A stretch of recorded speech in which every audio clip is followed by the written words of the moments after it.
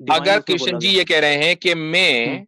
बुराई को खत्म करने के लिए बार बार जन्म लेता हूं, मैं लेता ठीक हूं, है। कृष्ण जी खुद कह हम्म। रहे हैं। वैदिक हिंदू। जी जनाब। हेलो। जी भाई। वॉइस सही आ वॉइस क्या सही आ चाल रही है? है? आ बढ़िया रही बढ़िया, है। आप बताइए कैसे? फरमाइए। हाँ जी। मैं ये मेरे दो क्वेश्चन है वैसे तो, इंटर रिलेटेड है आपस एक में। एक कर लीजिए, एक कर लीजिए। जी, ताकि ये जल्दी जल्दी बात हो उसी का जाए। पार्ट है जी, वो। चलो चले ठीक है, करें कोई तो। दिक्कत। हम्म। ठीक ठीक। मैं ये पूछना चाह रहा हूँ कि जैसे आपके कुरान में लिखा है कि हर मतलब ट्राइब में, कम्युनिटी में एक मैसेंजर भेजा, ठीक है? और एक नंबर भी बोलते हैं कि 1,24,000 है शायद। ठीक।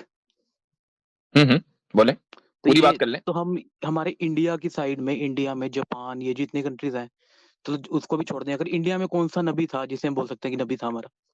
मतलब आपके अकॉर्डिंग क्या होगा फिर? उसकी तो कोई ट्रेस ही नहीं देखें, मिलता। सबसे पहली बात तो ये कि कुरान का कहना यह है कि हमने हर कौम हम्म। में नबी भेजा, और ये बात बिल्कुल 100% हमारा इस पर ईमान है। हर कौम में, चाहे हम्म। वो दुनिया के किसी भी खित्ते में हो, इंडिया में हो कि जापान में हो कि चाइना में हो। अच्छा। अब उसके बाद फिर ये बात आती है कि भाई नबी कितने हैं।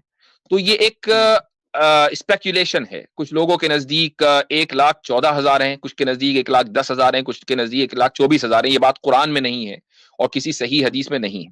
ठीक है। अच्छा, ठीक है। कुरान ने कुछ रसूलों के और अंबिया के नाम बताए हैं और कुछ के नहीं बताए हैं। कुरान खुद कहता है कि वमिनहुम मन कससना अलैक वमिनहुम मन लम नक़्सुस, कि हमने कुछ का नाम बता दिया, कुछ की बातें बता दी और कुछ की नहीं बताई। तो इसका मतलब हम्म। यह है कि ऐसे बहुत सारे अंबिया और मैसेंजर्स हैं कि जिनकी बातें और जिनका नाम कुरान में नहीं आया है। तो और नहीं आना जरूरी है, क्योंकि कुरान कोई बुक ऑफ हिस्ट्री तो है नहीं, या कोई डेटा की हम्म। बुक है, डेटा एनालिसिस इसमें है कि तमाम अंबिया का डेटा उसमें दिया गया है। सिंपल सी बात है कि हम्म। अंबिया आते रहे हैं और कौम में आए हैं, ये बताना कुरान का मकसद है। अब नहीं इंडिया में कौन आया, जापान में कौन आया, हम किसी भी तरीके से यकीन के साथ ये नहीं कह सकते कि फला नबी था फला नहीं। हाँ, अलबत्ता कुछ जगहें ऐसी हैं कि जो बुजुर्गों के अकवाल हैं, यानी उसका कुरान सुन्नत से कोई लेना देना नहीं है। मसलन कुछ हम्म। बुजुर्गों का कहना यह है कि जी हजरत शीस अलैहिस्सलाम जो हजरत आदम के पोते थे, तो हम्म। उनकी कब्र इंडिया में कहीं पर है। और नहीं। बाज लोग प्रिसाइजली कहते हैं कि उनकी कब्र अयोध्या में है। ठीक है। हमें नहीं पता कि ये बात बिल्कुल कितनी कितनी किस हद तक नहीं सही है। यहां तक ये के, पहले सुन ये। लीजिए मेरी बात, यहां तक के हाँ जी। सरहिंद में अगर आप पंजाब में जाएंगे तो उसके करीब भी एक हम्म। बस्ती है, सरहिंद से चंद किलोमीटर दूर, वहां पर दो तीन कब्रें हैं। उनके बारे में कहा जाता है कि ये अंबिया की कब्रें हैं। उनका नाम क्या था, वो कौन थे, कब आए थे, किसी को नहीं पता। जी। अच्छा। मेरा क्वेश्चन देखो ये था कि अगर जैसे आपके अरब की साइड ले लें, अगर उस साइड जितने प्रोफेट है उनकी एक टाइमलाइन दी हुई है, ठीक है? कि वो टाइमलाइन से कि यहाँ से भाई इनके आए जैसे नेम वाइज दे रखे हैं। जो आपका एंशियंट प्रोफेट है वो हुद हुद नाम से है शायद, कुरान में भी आता है शायद, हुद किस नाम से नाम है ना? से? दोबारा बोलें। HUD। हूद। हूद हाँ अलैहिस्सलाम जी। हुद। हाँ हम्म। हुद जो भी होंगे। तो हम्म। मतलब आपकी ये टाइमलाइन शुरू होती है एडम से, फिर इदरीस, फिर नूह, फिर मतलब हुद, फिर सलीम, इब्राहिम, लुट, ऐसे इस्माइल, इशाक, ठीक है? मतलब इसका एक पूरा रिकॉर्ड है कि हाँ ये टाइमलाइन ऐसे चल रही है।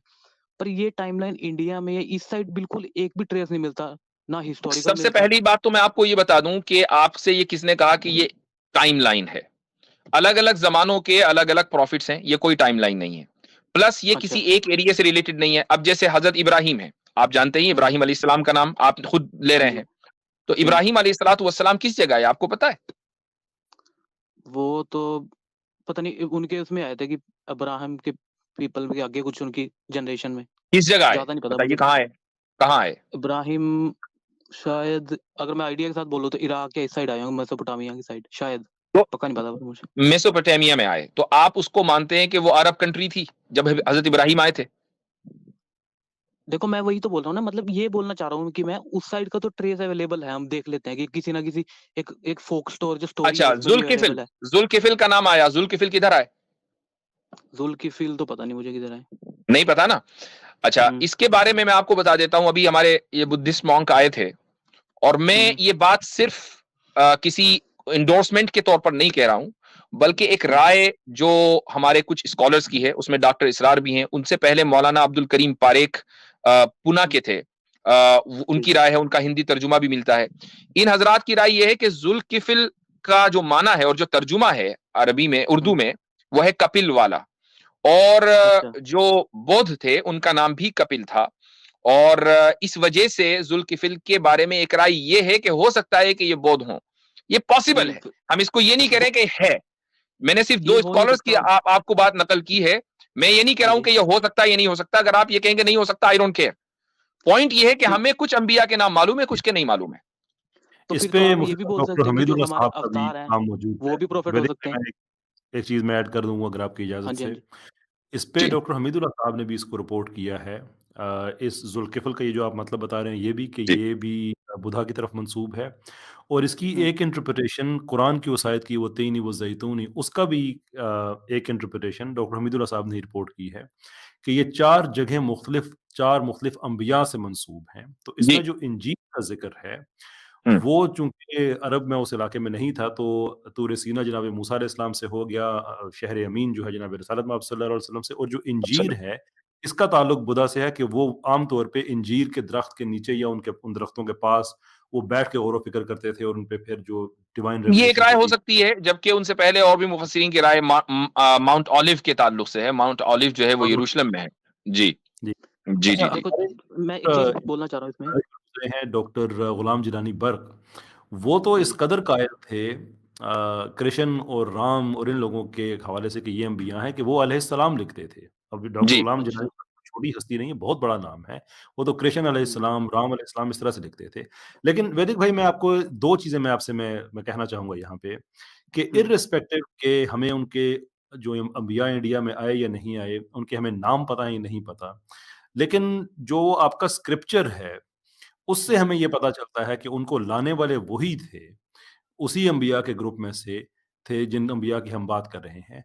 अब एक किताब है, फॉर बात एग्ज़ाम्पल? करते-करते मेरे ज़हन से निकल गया है कि जो जो ये कह रही है आखिरी नबी के बारे में कि जिनको अपने हुँ, मुल्क से निकाला जाएगा, जो शिमाल में हिजरत करेंगे, अपने 10,000 साथियों के साथ वापस आके अपना वतन फ़तह करेंगे। ये एक्यूरेट हुँ, डिस्क्रिप्शन है और ये कोई फ़तह मक्का से हज़ारों साल पहले बल्कि नबी पाक सल्लल्लाहु अलैहि वसल्लम के ऐलान नबूवत से ये को हम हज़ारों साल पहले की बात कर रहे हैं कि, और ये मैंने खुद पढ़ा है, मैं सिर्फ़ माफ़ी चाहूँगा मेरे लिए ज़हन से वो उस किताब का नाम निकल गया है, ये आपकी मुक़द्दसात में से है।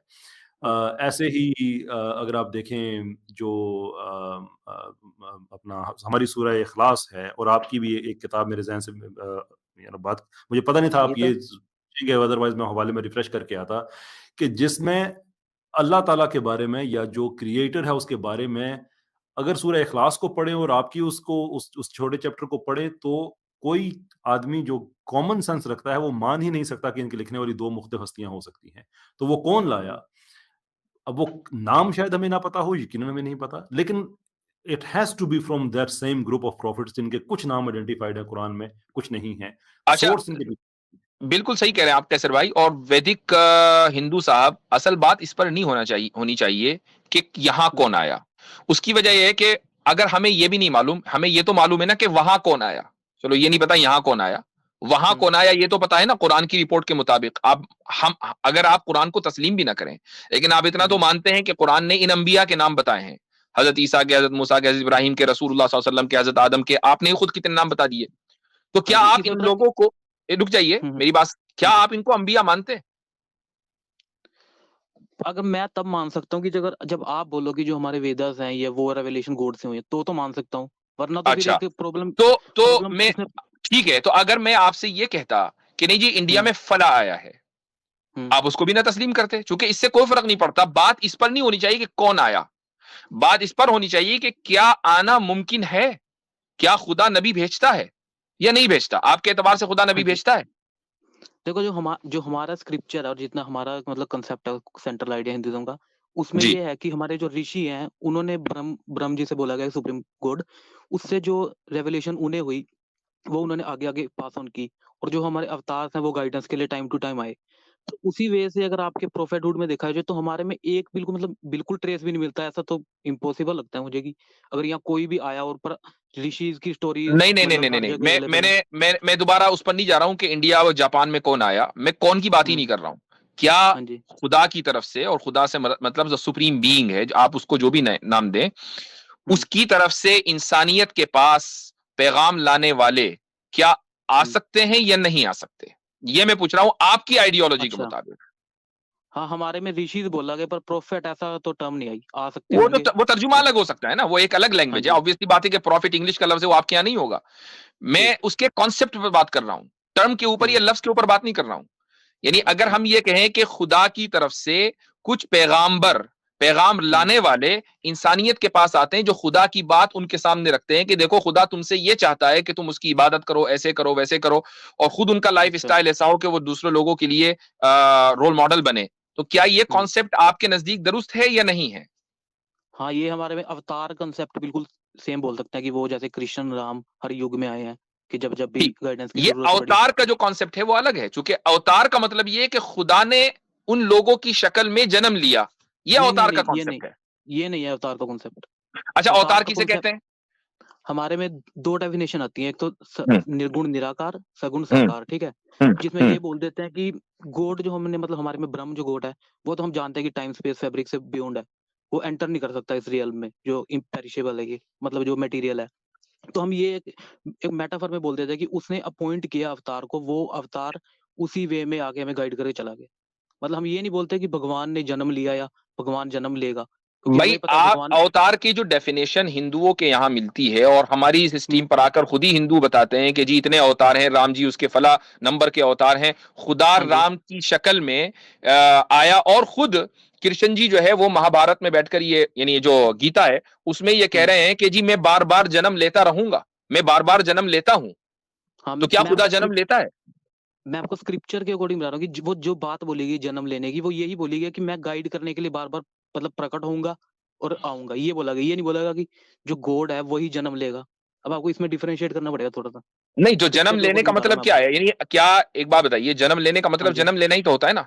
मैं कहता हूं प्रकट देखो करना, प्रकट करने का क्या मतलब होता है? खुद आना। प्रक, हाँ, प्रकट करने का मतलब ये होता है कि जैसे अब श्रीमद् भागवत में जो कृष्ण का एक जन्म बोला गया है, वो ऐसे बोला गया कि उनको एक दिव्य ज्योति, मतलब जो उसकी मदर की गर्भ में आके रही, वहीं से वो पैदा हुए।